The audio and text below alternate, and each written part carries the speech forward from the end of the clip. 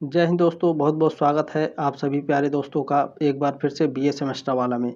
साथियों, आज के इस क्लास में हम लोग कवर करेंगे BA third year six semester exam 2024, 25, 26 में जो आपका एग्ज़ाम होगा। ठीक है, एजुकेशन यानी शिक्षा शास्त्र सिक्स सेमेस्टर शिक्षा शास्त्र पेपर 2 है, क्लास 2 है, यूनिट भी 2 है आपका। अच्छा, क्लास 1 कहाँ है? देखिए, पेपर 1 और पेपर 2। ठीक है, पेपर 1 पेपर 2 दोनों का प्लेलिस्ट का लिंक वीडियो के डिस्क्रिप्शन में दिया गया है। ठीक है, इस क्लास को अटेंड करने के बाद इन दोनों क्लास को अटेंड कर लीजिएगा, काफ़ी शानदार क्लास है। ठीक है, चलिए। अच्छा, पेपर का नाम जानना अनिवार्य है आपका। 15 अप्रैल से एग्ज़ाम शुरू हो जा रहा है। ठीक है, देखिए, पेपर का नाम है एजुकेशन शिक्षा शास्त्र में पेपर 2 का नाम है आपका milestones and new dimensions of Indian education, भारतीय शिक्षा के मील के पत्थर और नए आयाम। देखिए, जो दीनदयाल उपाध्याय गोरखपुर विश्वविद्यालय है उसका पेपर कोड है EDU। ठीक है, उसका पेपर कोड कितना है भैया? EDU। ठीक है, EDU कितना है? 306।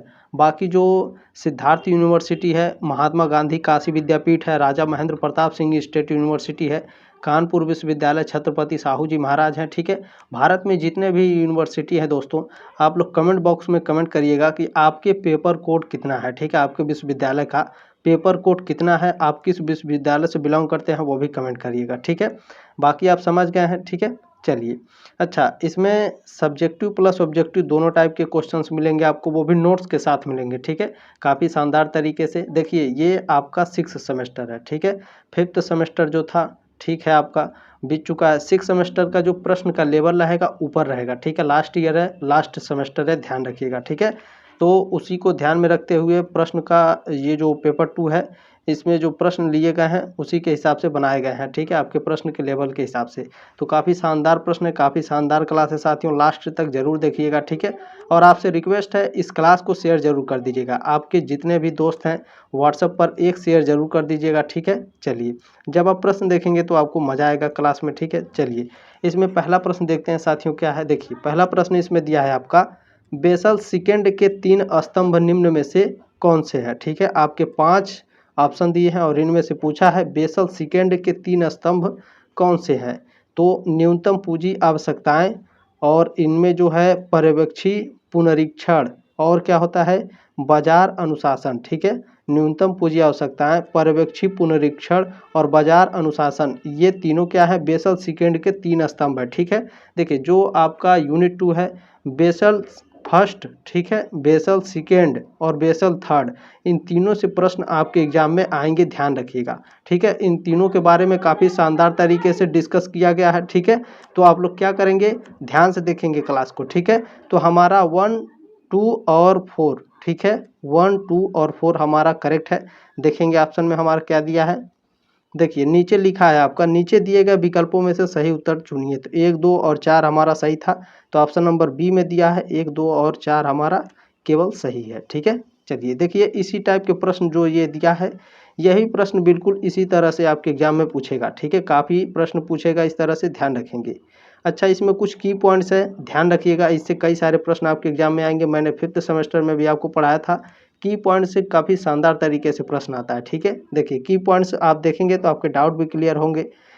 देखिए, इसमें बेसल सेकंड के 3 स्तंभ है, कौन कौन से भैया, न्यूनतम नियामक पूंजी आवश्यकताएं, पर्यवेक्षी समीक्षा प्रक्रिया, बाजार अनुशासन प्रकटीकरण आवश्यकताएं। ठीक है, यहाँ पर आपको पूरी तरीके से दिया है, मतलब आपको पूरा एक्सप्लेन करके दिया है। ठीक है, यहाँ पर आपको थोड़ा थोड़ा करके लिखा है। ठीक है, न्यूनतम पूंजी आवश्यकताएं, पर्यवेक्षी पुनरीक्षण और बाजार अनुशासन, इन तीनों को दोस्तों यहाँ पर काफ़ी एक्सप्लेन करके लिखा गया है। ठीक है, न्यूनतम नियामक पूंजी आवश्यकताएं होती है, पर्यवेक्षी समीक्षा प्रक्रिया और बाजार अनुशासन प्रकटीकरण आवश्यकताएं, ये बेसल सेकंड के 3 स्तंभ होते हैं। देखिए, जो वीडियो को स्किप करेंगे, जो की पॉइंट्स को स्किप करेंगे, परीक्षा में वो भी स्किप हो जाएंगे। ठीक है, ध्यान रखिएगा, क्योंकि की पॉइंट्स बहुत ही शानदार होते हैं। अच्छा, बेसल के बारे में आप पढ़ रहे हैं तो बेसल के बारे में जानना अनिवार्य है कि बेसल क्या है सर। ठीक है, आपके एग्जाम में आपके दिमाग में ये प्रश्न आ रहा होगा कि बेसल क्या है। देखिए, बेसल मानक क्या है, तो देखिए, यहाँ पर इसका परिचय दिया है। बेसल थर्ड मानक बैंकिंग क्षेत्र से संबंधित एक अंतर्राष्ट्रीय समझौता है। ये मानक बैंकिंग क्षेत्र में सुधारों की एक श्रृंखला प्रस्तुत करते हैं। जिसके द्वारा बैंकों के विनियमों में सुधार, जोखिम प्रबंधन और बैंकों का पर्यवेक्षण किया जाता है। ठीक है, देखिए यहाँ मोस्ट इम्पोर्टेंट की पॉइंट्स लिखा है। देखिए बेसल 1, 2 और 3 में क्या अंतर है। 3 बेसल होते हैं आपके 1, 2 और 3। अच्छा, इन तीनों में अंतर क्या होता है। देखिए बेसल 1 क्या है। बेसल 1 का गठन बैंकों के लिए न्यूनतम पूंजी आवश्यकताओं को समझाने के लिए किया गया था। बेसल 2 क्या है। बेसल 2 ने पर्यवेक्षी जिम्मेदारियों की शुरुआत की और न्यूनतम पूंजी आवश्यकताओं में सुधार किया। बेसल 3 क्या है। बेसल 3 में उन बैंकों द्वारा अर्थव्यवस्थाओं के होने वाले नुकसान को कम करने पर ध्यान केंद्रित किया जो बहुत अधिक जोखिम लेते हैं। ठीक है, अब आपको समझ में आ गया होगा साथियों कि बेसल 1, 2 और 3 क्या है। ठीक है, ध्यान रखिएगा, इससे प्रश्न आपके एग्जाम में आएंगे, 120% गारंटी है मेरी। ठीक है, ध्यान रखिएगा। दूसरा प्रश्न क्या है। बेसल सेकंड समझौते के तीसरे स्तंभ को किस रूप में जाना जाता है। इसी तरह से प्रश्न पूछेगा। ठीक है, तो अभी मैंने ऊपर पढ़ाया है बाजार अनुशासन। तीसरा क्या था, बाजार अनुशासन। ठीक है, बेसल सेकंड समझौते के तीसरे स्तंभ को बाजार अनुशासन के रूप में जाना जाता है। इसमें तीसरा प्रश्न क्या है, बहुत ही शानदार प्रश्न है तीसरा। निम्न में से कौन सा जोखिम बेसल सेकंड मानदंड के अंतर्गत आता है। तो बाजार जोखिम, क्रेडिट जोखिम और परिचालन जोखिम, ये जो तीनों जोखिम है ये बेसल सेकंड मानदंडों के अंतर्गत आते हैं। ठीक है, ऑप्शन में देखेंगे हमारा 1, 2 और 3 कहाँ पर है। तो 1, 2, 3 नहीं दिया है, उपरोक्त सभी दिया है। ठीक है, ऑप्शन नंबर डी हमारा करेक्ट हो जाएगा। चलिए की पॉइंट्स क्या है। देखिए दूसरे बेसल संशोधित को कैपिटल फ्रेमवर्क कहा जाता है। ठीक है, जो दूसरा बेसल संशोधित है उसको क्या कहा जाता है, कैपिटल फ्रेमवर्क। याद रखिएगा, पूछेगा कैपिटल फ्रेमवर्क किसे कहते हैं। ठीक है, बेसल सेकंड को कहते हैं, ध्यान रखिएगा।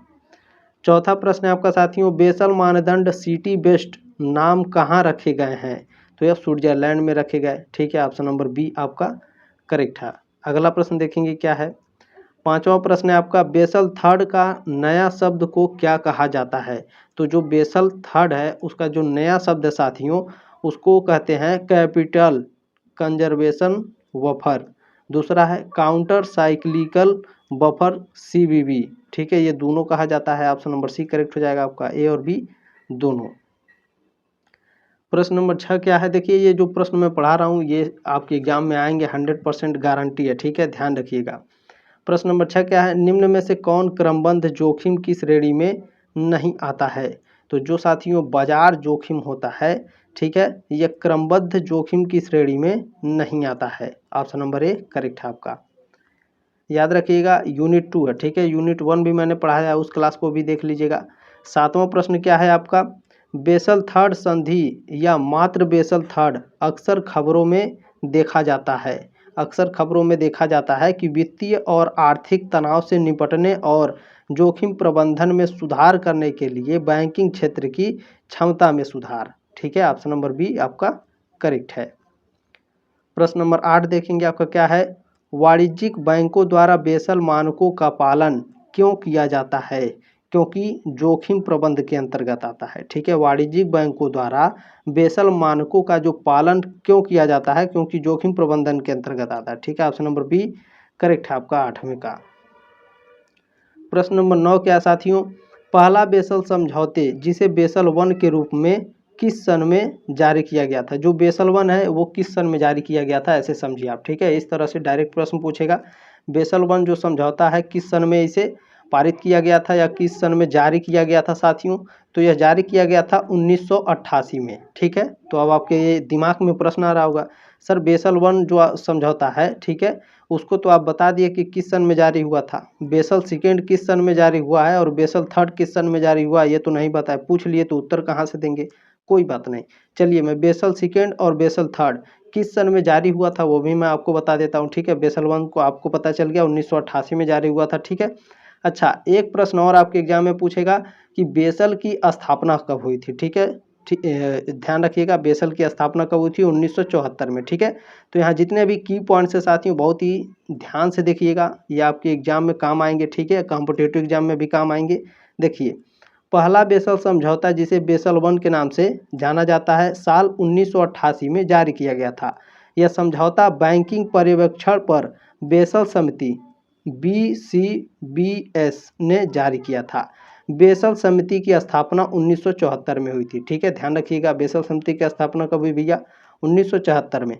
अच्छा, बेसल सेकेंड को जून 2004 में जारी किया गया था। ठीक है, अब आपको समझ में आ गया कि बेसल सेकेंड को कब जारी किया गया था? जून 2004 में। अच्छा, बेसल थर्ड को कब जारी किया गया था भैया? 2010 में। ठीक है, बैंकिंग पर्यवेक्षण पर बेसल समिति ने नवंबर 2010 में बेसल थर्ड को प्रकाशित किया था। इसे तीसरा बेसल समझौता भी कहा जाता है। बेसल थर्ड अंतर्राष्ट्रीय बैंकिंग ढांचे को मजबूत करने का एक सतत प्रयास है। ठीक है, अब आपको समझ में आ गया।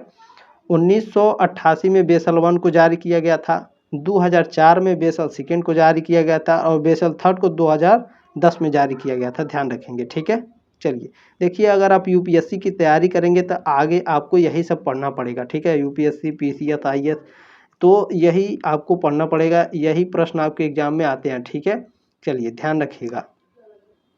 10वां प्रश्न क्या है? बेसल थर्ड मानदंडों के तहत न्यूनतम पूंजी पर्याप्तता अनुपात यानी पूंजी संरक्षण बफर सहित कितना % है? तो कुल 10.5% है। ठीक है, बेसल थर्ड मानदंडों के तहत न्यूनतम पूंजी पर्याप्तता अनुपात 10.5% है। अच्छा, 11वां क्या है आपका? मूल्यांकन में किसका अध्ययन किया जाता है? मूल्यांकन में साथियों शिक्षक का और छात्र का, दोनों का मूल्यांकन किया जाता है। ऑप्शन नंबर डी करेक्ट हो जाएगा, ए और बी दोनों। अगला प्रश्न है 12 नंबर प्रश्न है आपका, मात्रात्मक चर के प्रकार हैं। मात्रात्मक चर के प्रकार हैं असतत और सतत। ठीक है, सतत और असतत दोनों क्या है? मात्रात्मक चर के प्रकार हैं। ऑप्शन नंबर सी करेक्ट हो जाएगा, ए और बी दोनों। अगला प्रश्न देखेंगे साथियों, 13 नंबर प्रश्न क्या है? परिणात्मक मूल्यांकन होते हैं। जो परिणात्मक मूल्यांकन होते हैं, लिखित, मौखिक और व्यवहारिक, ये तीनों होते हैं। ऑप्शन नंबर डी करेक्ट हो जाएगा सभी। चलिए 14 नंबर प्रश्न देखेंगे साथियों, क्या है? मूल्यांकन किस प्रकार की प्रक्रिया है? तो मूल्यांकन जो होता है साथियों, नियमावली। ठीक है, नियमावली प्रक्रिया होती है। जो मूल्यांकन होती है कैसी प्रक्रिया है? नियमावली प्रक्रिया है। ध्यान रखेंगे। चलिए 15 नंबर प्रश्न क्या है साथियों? मूल्यांकन प्रक्रिया के अंग हैं। देखिए, ये सबसे मोस्ट इंपॉर्टेंट प्रश्न है, ये आपके एग्जाम में आएगा। ठीक है, मूल्यांकन प्रक्रिया के कितने अंग होते हैं? 4 अंग होते हैं। ठीक है, अच्छा ये बताइए सर, चारों अंग कौन कौन से होते हैं? बिल्कुल बताएंगे। देखिए, जो यहाँ पर आपका है, ठीक है, गलती हो गया है यहाँ पर टाइपिंग में। ठीक है, जो मूल्यांकन प्रक्रिया है, ठीक है, मूल्यांकन प्रक्रिया के 4 चरण होते हैं। योजना, कार्यान्वयन, ठीक है, योजना, कार्यान्वयन, समापन, प्रसार और रिपोर्टिंग। ठीक है, ध्यान रखिएगा चारों। देखिए, अच्छा इसका पीडीएफ कहाँ मिलेगा सर? पीडीएफ तो मोस्ट इंपॉर्टेंट है आपका। पीडीएफ अगर आप डाउनलोड करेंगे तो आपको नोट्स भी मिल जाएंगे और आपका रिवीजन भी होता रहेगा प्रश्न का। ठीक है, तो टेलीग्राम ग्रुप का लिंक दिया गया है डिस्क्रिप्शन बॉक्स में, वहाँ से जब जाएंगे आप तो वीडियो के ठीक नीचे आपको पीडीएफ मिलेगा, डाउनलोड कर लीजिएगा। ठीक है, उसमें आपके नोट्स भी मिल जाएंगे और आपका रिवीजन भी होता रहेगा, प्रश्न भी मिल जाएगा। चलिए 16 नंबर प्रश्न देखेंगे साथियों, हमारा क्या है? मूल्यांकन प्रक्रिया के मुख्य पद हैं। मूल्यांकन प्रक्रिया के मुख्य पद होते हैं शैक्षिक उद्देश्य, अधिगम के दौरान प्राप्त अनुभव और व्यवहारात्मक परिवर्तन। ये तीनों क्या है? मूल्यांकन प्रक्रिया के मुख्य पद हैं। ऑप्शन नंबर डी करेक्ट हो जाएगा, उपरोक्त सभी। प्रश्न नंबर 17 देखेंगे, क्या है? बेसल थर्ड मानक के अनुसार बैंकों के लिए पूंजी पर्याप्तता अनुपात कितना है? तो 8% है। ठीक है, बेसल थर्ड मानक के अनुसार बैंकों के लिए पूंजी पर्याप्तता अनुपात 8% है। ध्यान रखिएगा, बहुत ही महत्वपूर्ण प्रश्न है। चलिए 18 नंबर प्रश्न देखेंगे साथियों, क्या है? इसमें मैं थोड़ा चेंज करूंगा। ठीक है, चलिए इसमें आपका 18 नंबर प्रश्न जो है, आंकलन का घनिष्ठ संबंध होता है। जो आंकलन होता है इसका घनिष्ठ संबंध किससे होता है? शैक्षिक उद्देश्य से होता है, अधिगम से होता है, या फिर शिक्षण से होता है, या फिर जांच से होता है? तो जो आंकलन का घनिष्ठ संबंध होता है शैक्षिक उद्देश्य से होता है। ऑप्शन नंबर ए करेक्ट है आपका। प्रश्न नंबर 19 क्या है साथियों? बहुत ही शानदार प्रश्न है। ऋण के लिए संपार्श्विक सुरक्षा है। अब ये संपार्श्विक क्या होता है सर? ऋण क्या होता है? ऋण तो आप जानते हैं लोन होता है। यदि आप किसी बैंक के पास जाएंगे तो अगर आप लोन मांगेंगे तो वो आपसे गारंटी मांगता है। ठीक है। तो गारंटी में आप क्या देंगे, गोल्ड लोन होता है, गोल्ड देंगे तो बैंक आपको लोन देगा। होम लोन होता है, ठीक है। और क्या होता है, लैंड लोन होता है, यानी आप अपने ज़मीन पर भी लोन ले सकते हैं, ठीक है। फसल पर भी लोन होता है। तो लोन कई प्रकार के होते हैं। तो जब आप लोन लेने जाएंगे तो वो संपार्श्विक सुरक्षा के तौर पर क्या रखेंगे, तो उधारकर्ता की संपत्ति होती है, ठीक है। ऋण के लिए संपार्श्विक सुरक्षा क्या होती है, उधारकर्ता की संपत्ति। बहुत ही शानदार प्रश्न है ये, ध्यान रखिएगा। चलिए आगे बढ़ते हैं। 20 नंबर प्रश्न क्या है, CBCS है। देखिए जो CBCS है, इससे भी प्रश्न आपके एग्जाम में आएंगे, कम से कम 2-3 प्रश्न आएंगे, 1 2 3, ठीक है। 3 प्रश्न के बीच में रहेगा, ध्यान रखिएगा। CBCS है, CBCS क्या है, तो ये एक चयन आधारित प्रणाली होती है। क्या होती है, चयन आधारित क्रेडिट प्रणाली, सॉरी, ठीक है, चयन आधारित क्रेडिट प्रणाली। अच्छा हिंदी में बता दिए, इंग्लिश में भी देख लीजिए, क्योंकि आप लोग कंफ्यूज ना हो, ठीक है, आपका उत्तर गलत ना हो। देखिए CBCS का फुल फॉर्म होता है चॉइस बेस्ड क्रेडिट सिस्टम, ठीक है, चॉइस बेस्ड क्रेडिट सिस्टम, यानी चयन आधारित क्रेडिट प्रणाली, ठीक है, शुद्ध हिंदी में। तो आप समझ गए होंगे। अब आप ये प्रश्न अगर आएगा एग्जाम में, तब आप उत्तर इसका आराम से दे सकते हैं। मैंने पूरा आपको बता दिया, हिंदी और इंग्लिश दोनों, ठीक है। चलिए 21 नंबर प्रश्न क्या है, कितने बेसल समझौते हैं जो पेश किए गए हैं, तो 3 बेसल समझौते अभी मैंने ऊपर आपको पढ़ाया है, ठीक है। चलिए आगे बढ़ते हैं। 22 नंबर प्रश्न क्या है, वित्तीय प्रणाली के किस पहलू पर बेसल मानदंड ध्यान केंद्रित करते हैं, तो बैंकिंग पर, ठीक है। वित्तीय प्रणाली के किस पहलू पर बेसल मानदंड ध्यान केंद्रित करते हैं, तो बैंकिंग पर करते हैं, ध्यान रखिएगा। अगला प्रश्न देखेंगे क्या है, 23 नंबर प्रश्न बहुत ही शानदार है। क्या कह रहा है, CBCS प्रणाली में क्रेडिट का क्या अर्थ है, तो CBCS प्रणाली में जो क्रेडिट का अर्थ होता है, शिक्षण घंटे की संख्या होती है। ऑप्शन नंबर बी करेक्ट है आपका। 24 नंबर प्रश्न बहुत ही शानदार है, ध्यान से देखिएगा, ठीक है, बिल्कुल गड़बड़ होइएगा मत। क्या कह रहा है, CBCS छात्रों को इनमें से पाठ्यक्रम का अवसर प्रदान करता है, तो जो मूल्य पाठ्यक्रम होता है और वैकल्पिक पाठ्यक्रम होता है और क्षमता वृद्धि पाठ्यक्रम होता है, ये छात्रों को पाठ्यक्रम का अवसर प्रदान करता है, ठीक है। मूल्य पाठ्यक्रम, ठीक है, मूल पाठ्यक्रम, वैकल्पिक पाठ्यक्रम और क्षमता वृद्धि पाठ्यक्रम, ये तीनों क्या है, ये तीनों छात्रों को पाठ्यक्रम का अवसर प्रदान करते हैं, ठीक है। यानी A, C और E हमारा करेक्ट है, ध्यान रखिएगा, ठीक है। नीचे दिए गए विकल्पों में से सही उत्तर चुनिए, ठीक है। तो A, C और E है, ऑप्शन नंबर बी में दिया है A, C और E। ध्यान रखिएगा, ये जो मैं प्रश्न पढ़ा रहा हूँ, बिल्कुल इसी तरह से प्रश्न आपके एग्जाम में आएंगे, यही प्रश्न आ सकता है, ध्यान रखिएगा, ठीक है। देखिए जो यूनिट 2 है, अगर यूनिट 2 से प्रश्न आएगा तो यही प्रश्न आएगा आपके एग्जाम में, ध्यान रखिएगा, ठीक है। 25 नंबर प्रश्न क्या है, पहचाने की 3 परस्पर मजबूत स्तंभों में से कौन सा आधारभूत बेसल थर्ड के पूंजी नियमों पर आधारित है, तो साथियों जो न्यूनतम पूंजी मानक है और पूंजी पर्याप्तता की पर्यवेक्षी समीक्षा है और क्या है, बाजार अनुशासन है, ये तीनों मैंने ऊपर आपको पढ़ाया है, ठीक है। 3 परस्पर मजबूत स्तंभों में से कौन सा आधारभूत बेसल थर्ड के पूंजी नियमों पर आधारित है, तो मैंने आपको ऊपर बहुत ही शानदार तरीके से पढ़ा, ठीक है। न्यूनतम पूंजी मानक, पूंजी पर्याप्तता की पर्यवेक्षी समीक्षा और बाजार अनुशासन, ठीक है। A, B और D हमारा करेक्ट है, ठीक है, ध्यान रखेंगे। A, B और D हमारा देखेंगे कौन सा सही है भैया, तो ऑप्शन नंबर 2 में दिया है A, B और D, ऑप्शन नंबर 2 आपका करेक्ट है। चलिए 26 नंबर प्रश्न क्या है, बहुत ही शानदार प्रश्न है साथियों। उच्च शिक्षा संस्थान द्वारा UCG द्वारा जारी किए गए choice based credit system CBCS में क्या लाभ है, तो CBCS में क्या लाभ होता है, चलिए जानते हैं। यह छात्र केंद्रित शिक्षा पर ध्यान केंद्रित करता है, बिल्कुल आपका करेक्ट है। अच्छा दूसरा क्या है, यह छात्रों का अंतर अनुशासनात्मक और अंतर अनुशासन पाठ्यक्रम की अनुमति देता है, बिल्कुल देता है भैया। सी वाला क्या है आपका, यह पॉइंट के स्थिति में छात्रों के प्रदर्शन के स्तर का अनुमान लगाना आसान बनाता है, यह आपका करेक्ट नहीं है, ठीक है, यह आपका करेक्ट नहीं है। तो अगला देखेंगे क्या है आपका, देखिए डी वाला दिया है आपका, यह शिक्षा को वैश्विक मानकों के अनुरूप बनाता है, बिल्कुल बनाता है भैया, ठीक है। अगला क्या है आपका, छात्रों को अलग अलग कक्षाएं और अलग अलग समय पर अध्ययन करने के लिए विवरण प्रदान करता है, ये भी आपका करेक्ट है। यानी आपका ऑप्शन नंबर सी वाला केवल इनकरेक्ट है। ठीक है, तो ऑप्शन नंबर सी देखेंगे किस में नहीं है। देखिए ऑप्शन नंबर सी में दिया है, ठीक है, इसमें केवल सी नहीं है, ए बी डी और ई हमारा क्या है, बिल्कुल करेक्ट है। ठीक है, ऑप्शन नंबर सी करेक्ट है आपका। प्रश्न नंबर 27 क्या है साथियों, बेसल के बारे में निम्नलिखित में से कौन सा कथन सत्य नहीं है।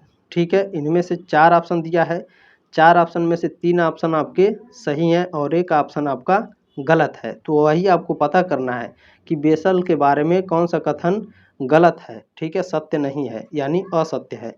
तो पढ़ेंगे, देखिए पहला क्या दिया है, प्रारंभ में इसे बैंकिंग विनियमों और पर्यवेक्षी प्रथाओं की समिति, ठीक है, CBRS के रूप में नामित किया गया था, बिल्कुल करेक्ट है आपका।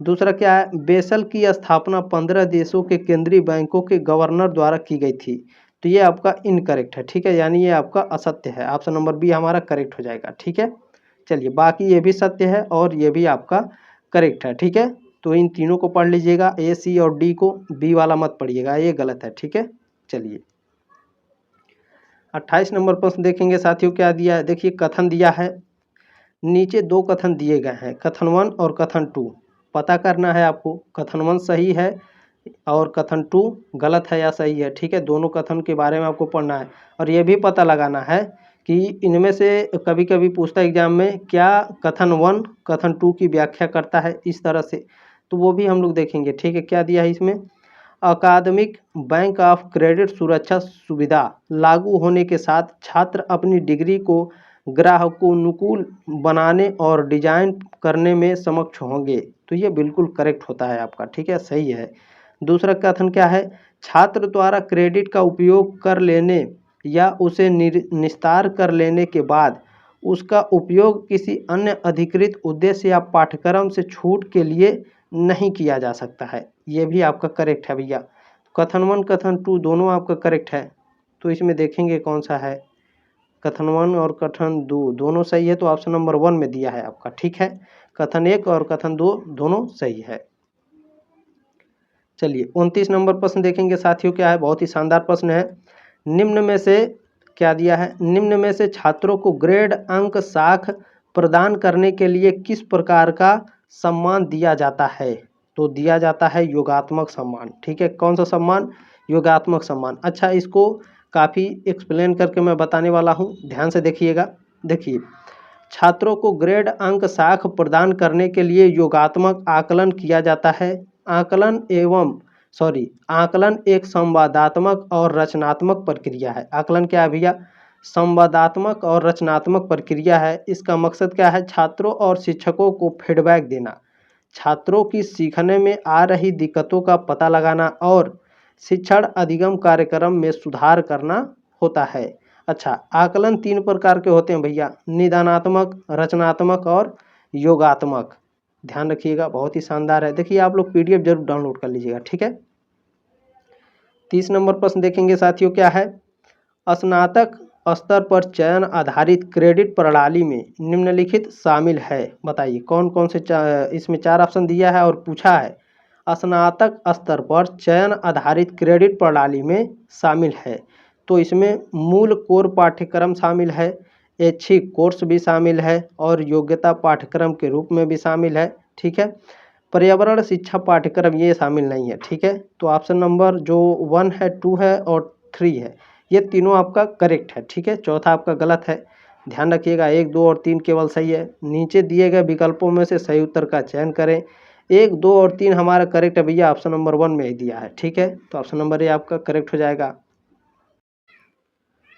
प्रश्न नंबर 31 क्या है साथियों, बहुत ही शानदार प्रश्न, क्या कह रहा है, निम्न में से कौन सी मूल्यांकन प्रणाली छात्रों को निर्धारित पाठ्यक्रमों में से चयन करने का विकल्प करती है, तो इसमें जो चॉइस बेस्ड क्रेडिट सिस्टम है CBCS, यह छात्रों को पाठ्यक्रम में से चयन करने का विकल्प देती है। ठीक है, ऑप्शन नंबर 1 करेक्ट है, बहुत ही शानदार प्रश्न है, ध्यान रखिएगा। प्रश्न नंबर 32 क्या है, वर्तमान में मूल्यांकन प्रणाली में नवाचारों से कौन सा संकेत है, तो परियोजना आधारित मूल्यांकन प्रणाली, विकल्प आधारित क्रेडिट प्रणाली, ये दोनों नवाचारों से संकेत है। ठीक है, मूल्यांकन प्रणाली नवाचारों से संकेत प्रणाली है दोनों, परियोजना आधारित मूल्यांकन प्रणाली, विकल्प आधारित क्रेडिट प्रणाली। अच्छा, इसमें अच्छा डी करेक्ट है आपका, ठीक है, ध्यान रखिएगा। बी और सी हमारा करेक्ट है। इसमें कुछ की पॉइंट्स मैंने यहाँ पर लिखे हैं, ध्यान रखिएगा। मूल्यांकन प्रणाली में नवाचारों के कुछ संकेत हैं। कौन कौन से? परियोजना आधारित मूल्यांकन प्रणाली, सेमेस्टरीकरण प्रणाली, विकल्प आधारित क्रेडिट प्रणाली, परिणाम आधारित शिक्षा मूल्यांकन प्रणाली। अच्छा, मैंने पूरा आपको क्यों बताया है, देखिए अगर आपके एग्जाम में प्रश्न आएगा तो जरूरी नहीं है आपको परियोजना आधारित मूल्यांकन प्रणाली लिख करके दे, विकल्प आधारित क्रेडिट प्रणाली लिख करके दे। हो सकता है बदल दे आपको, ठीक है, बदल करके विकल्प आधारित जो क्रेडिट प्रणाली है इसके स्थान पर परिणाम आधारित शिक्षा मूल्यांकन प्रणाली लिख करके दे। सेमेस्टीकरण प्रणाली है इसको लिख करके दे सकता है आपके ऑप्शन में, तो इसीलिए मैंने पूरा बता दिया है। अब आपका उत्तर गलत नहीं होगा, ठीक है। चलिए, प्रश्न नंबर 33 क्या है? निम्नलिखित में से कौन सी मूल्यांकन प्रणाली एक अभिनव अभ्यास होने की श्रेणी से संबंधित है? तो जो अधिगम परिणाम आधारित मूल्यांकन होता है यह एक मूल्यांकन प्रणाली का अभिनव अभ्यास होने की श्रेणी से संबंधित है। ऑप्शन नंबर डी करेक्ट है आपका। प्रश्न नंबर 34 क्या है? 34 नंबर प्रश्न आपका पूछा है इसमें, मूल्यांकन की वह प्रणाली कौन सी है जो मूल्यांकनकर्ता को किसी छात्र के परीक्षण या दत्त कार्य के परिणामों को ग्रेड में परिवर्तित करने और उस अंतिम ग्रेड को पाठ्यक्रम में अन्य छात्रों के ग्रेड के संबंध में समायोजित करने की अनुमति देता है? तो सापेक्ष ग्रेडिंग जो होता है, ठीक है, यह आपके छात्रों के ग्रेड के संबंध में समायोजित की अनुमति देता है, ठीक है, समायोजित करने की अनुमति देता है सापेक्ष ग्रेडिंग, ध्यान रखिएगा, ठीक है। अच्छा, ये क्लास आपको अगर अच्छा लगा है तो इस क्लास को शेयर जरूर करिएगा। इस तरह से शेयर बटन बनाओगे, ये आपसे जिम्मेदारी है आपकी, आपसे रिक्वेस्ट भी है, ठीक है। और एक लाइक करके जाइएगा। सब्सक्राइब नहीं किए हैं तो प्लीज़ सब्सक्राइब करके मुझे सपोर्ट करें, ठीक है। मिलते हैं जल्दी नेक्स्ट क्लास में, तब तक के लिए जय हिंद, वंदे मातरम, अपना ख्याल रखिएगा।